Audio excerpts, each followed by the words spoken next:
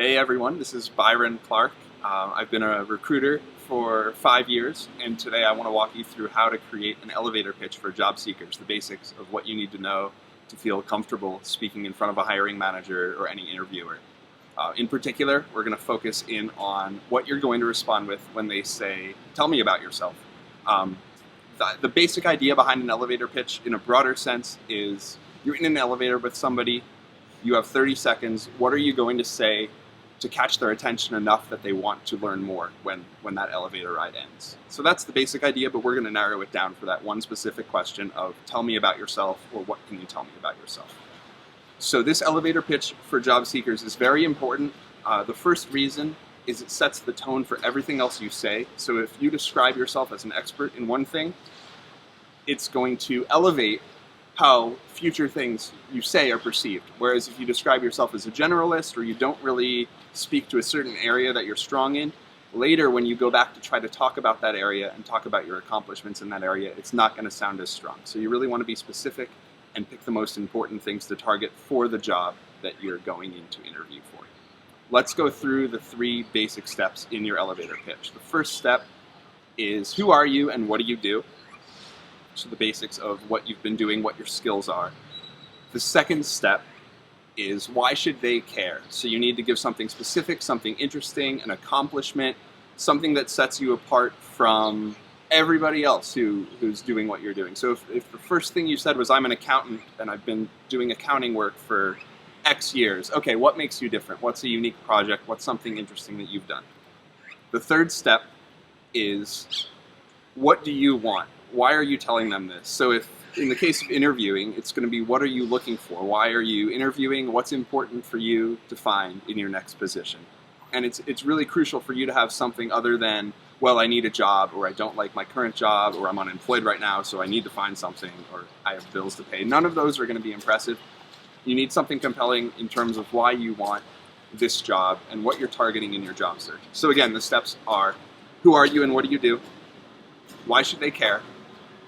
And what do you want? So if I were job searching, here's an example of what my elevator pitch would be. So they might ask, what can you tell me about yourself? And I would say, okay, my name is Byron. I've been working as a recruiter for the last 5 years. Most recently, for the last year, I worked in the New York City tech startup community, and my group was focused on helping growth stage tech companies hire software engineers as they grew and expanded. One of the interesting things we did is we put the first 5 software engineers onto Spotify's team when they first opened an office in New York City, and now they've really ramped up. But that was key to them succeeding here in the US. So that was a big accomplishment. Right now in my job search, I'm looking for a fast-growing technology company that I can come in. I'm looking for a company that's really doing a lot of hiring this year that I can help while growing my own career. So I really want to come in and make an impact somewhere, not just maintain the status quo, not just find a place where they're looking for somebody to just keep things running as is. So that would be my example. A couple of things to remember when you do yours. I mentioned this earlier. 1, be specific. You want to sound like a specialist. Don't say you're an accountant, say you're a tax accountant. Don't say you're a recruiter, say you're a tech recruiter with startups.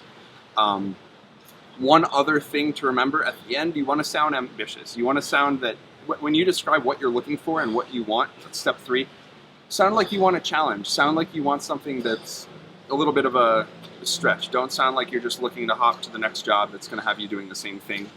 Companies would much rather hear the former rather than the latter. So in terms of your challenge, review the steps above. I'm going to put a helpful link below as well with more detail on each of those 3 steps if you need any more info, or if you just need a little bit of guidance as you piece your own elevator pitch together. And then record your own. It's okay if you just use a simple cell phone camera. Don't worry about the video or audio quality. Worry about your message and hitting the 3 points that you want to hit and finishing strong by sounding ambitious. That's really the most important thing. And by doing this, if you practice something and you go into an interview knowing what you're going to say, even if you only hit it like 70% when you're in that interview, let's say you get nervous and you miss a little bit, it's still going to sound twice as good as somebody who is saying it on the fly and doesn't have something prepared. So this is very worthwhile. It's going to help you feel more confident speaking, and it's going to help you land a job. Okay, that's it. Check out the links below and go ahead and create your own video and then post it up when you're done. Thanks.